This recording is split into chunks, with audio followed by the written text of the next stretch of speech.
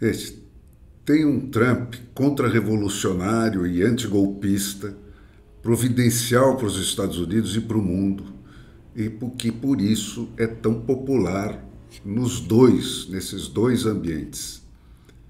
Expor e banir o complexo industrial da censura, cortar os seus tentáculos multinacionais, secar a fonte inesgotável dos recursos financeiros e tecnológicos do gigante americano que vinham sendo usados para sabotar democracias numa escala planetária, né? A brasileira especialmente entre elas, reafirmar os princípios da impessoalidade da justiça e da igualdade perante a lei e restabelecer a intocabilidade da liberdade de crença e de expressão do pensamento, reafirmar o direito à busca da felicidade como cada um achar que a felicidade é e pôr um fim à subversão sistemática dos comportamentos imposta sobretudo à juventude, chamada ideologia woke, pôr de volta a meritocracia no lugar dessas ações afirmativas que são a cara moderna do preconceito e do privilégio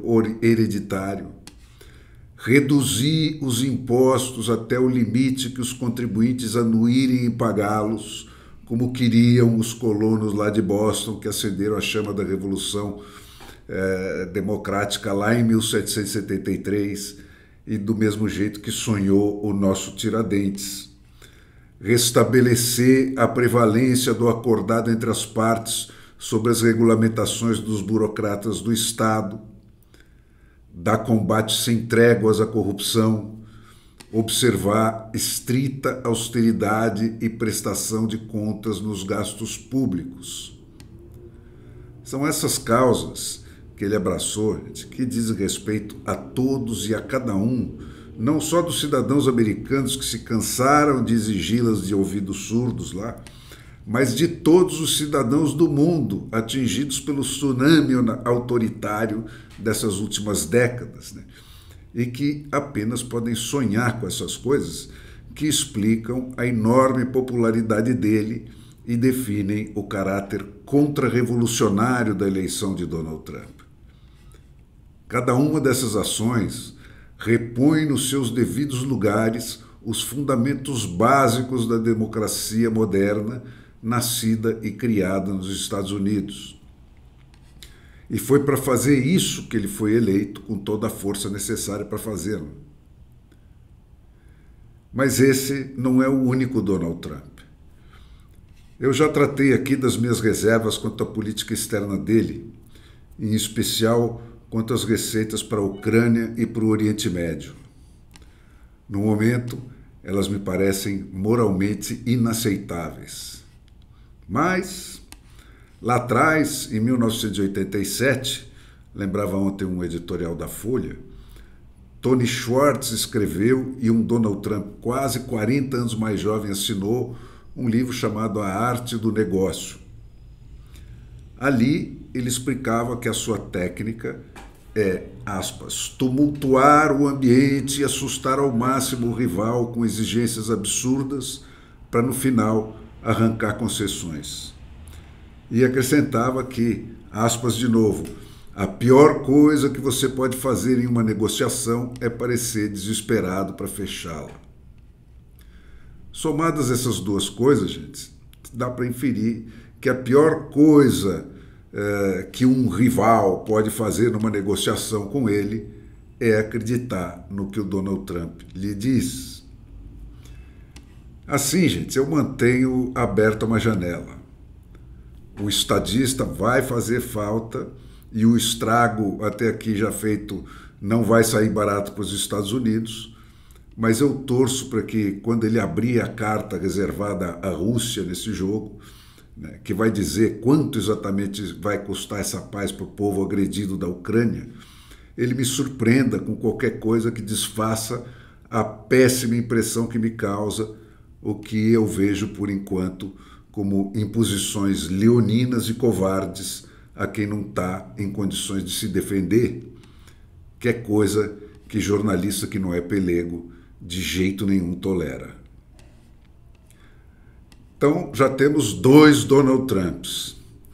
O terceiro é o Trump das tarifas. E esse eu vejo mergulhado em outras tantas contradições. Posto de lado aí o pormenor dele tratar pior os amigos que os inimigos com esse instrumento, né? Fato que até prova irrefutável em contrário vai ser sempre atribuído pelo fã-clube a essa sua tática de jogar verde para colher maduro, esse negócio de tarifar bate de frente com a mais cara das marcas registradas do próprio Donald Trump. Não existe imposto que não vire preço e que não deprima os investimentos produtivos. Esse tem sido o mantra das duas campanhas eleitorais dele. Reduzir impostos, reduzir a regulamentação para fazer a América grande outra vez. Só que tarifa também é imposto. E nesse campo, portanto, todos os raciocínios dele trombam uns com os outros. Vamos trazer a indústria americana de volta para casa com tarifas? Vamos tomar a indústria automobilística, cujos trabalhadores são eleitores do Trump, como exemplo. Segundo pesquisas de instituições especializadas lá, até 2024, só 46% dos componentes dos carros americanos eram fabricados nos Estados Unidos. E esse número responde à dispersão das cadeias de produção, que começa lá nos anos 80 e vem acontecendo paulatinamente, de acordo em acordo, de fusão em fusão, de aquisição em aquisição, há quase meio século. Então, como convencer os produtores que se espalharam pelo mundo de que a mudança determinada por ordens executivas do Trump veio para ficar? Existem garantias suficientes para desfazer tudo que foi feito nesse meio século?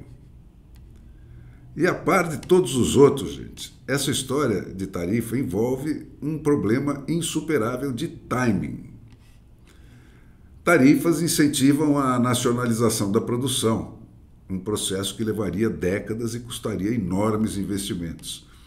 Só que, sendo uma forma de imposto, as tarifas passam a compor o preço o preço para o consumidor, de todo produto ou processo tarifado assim que são aplicadas, sob pena de quebrar o produtor. Cortes de gastos públicos têm, sim, retorno mais rápido, mas também custam o seu tempo de maturação. Uma vez confirmados e reduzidos os déficits, e com ele a necessidade de tomar recursos no mercado, eles levam à queda dos juros, que vai proporcionar maiores investimentos nos próximos ciclos da economia. Já os cortes de impostos, eles aumentam o déficit e a necessidade de tomar dinheiro a partir do momento em que são executados. E os juros, portanto, podem ter que subir antes de poder descer. Finalmente, existe toda a incerteza gerada pela trumpulência, que é esse vai e vem aí, esse impor e suspender tarifas, e não existe nada que garanta com mais certeza o adiamento de investimentos produtivos do que a incerteza regulatória.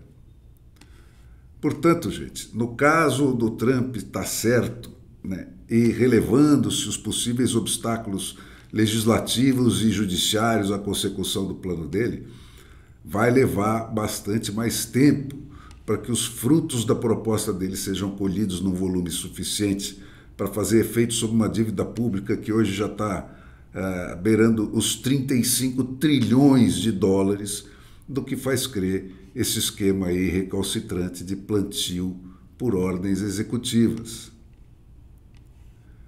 Cara, o poder político totalitário e o poder econômico sem limites são irmãos siameses. Vivem no ambiente rarefeito do poder absoluto e se sentem, os dois, dispensados de respeitar as regras e as limitações éticas, antigamente ditas burguesas, que balizam a vida do comum dos mortais. O Trump tarifador é o lado benigno da herança maldita desses Estados Unidos pós-antitrust, do capitalismo de espionagem instalado pela internet, da competição sem limites, da volta para os monopólios, do vencer ou vencer, tanto os amigos quanto os inimigos, em que o Donald Trump nasceu e se criou como profissional.